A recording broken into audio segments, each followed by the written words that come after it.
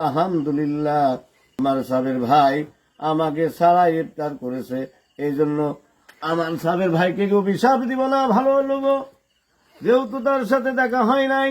আপনি ভালো থাকেন, এই কথাই রাব্বুল আলামিনের কাছে বারবার আমি বলতে চাই। হে আমার রাব্বুল আলামিন, সাবের ভাইয়ের বংশ পরম্পরা, আত্মীয় স্বজন, ভাই ভাগ্যর সবাইকে তুমি বেহেশতবাসী করে দিও। আমাদের এই মোনাজাত রাব্বুল আলামিন তুমি কবুল করে নিও, বলে সুবহানাল্লাহ সুবহানাল্লাহ। সাবের ভাই অত্যন্ত ভালো মনের মানুষ, অনেকে অনেক মন্তব্য করেন। সাবের ভাই অনেক সম্পদ করেছেন, অনেক ঐশ্বর্যের মালিক, অনেক সম্পদের মালিক, তার হিংসা করেন কেন এত বড় লোক হলো।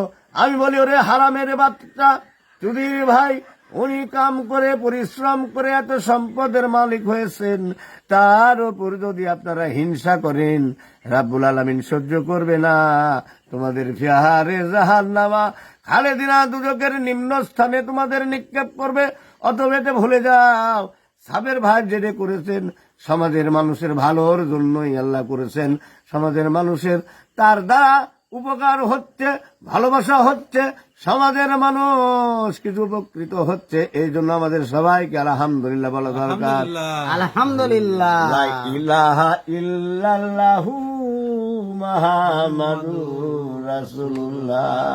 সাবের ভাই কোথায়? দেখা করার জন্য মন প্রাণ উতাল হয়ে উঠেছে, কিন্তু পাচ্ছি না। প্রশ্ন করছেন, আমার এখানে অনেক বিড়ম্বনার কারণে, অনেক ব্যস্ততার কারণে আপনার সাথে দেখা করতে পারলাম না।